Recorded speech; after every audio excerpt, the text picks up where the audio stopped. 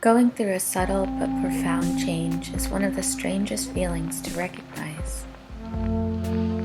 Maybe because it happens so slowly, but it seems so big.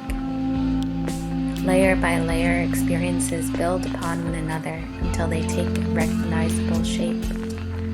Change. Life shifting, priority rearranging, change. This happened to me recently. I noticed how much more love I was reserving for myself. I thought I was showing myself love before, but it seems I was just going through a self-care checklist. Drink enough water, exercise consistently, brush, floss, and use the water pick. Making sure to complete each task so I can continue to identify as someone who takes care of herself. But I'm beginning to realize self-care and self-love are two different things, overlapping but decidedly separate. Self-love is felt. It doesn't live in my agenda book, and it's a luxury we can't buy but can all afford.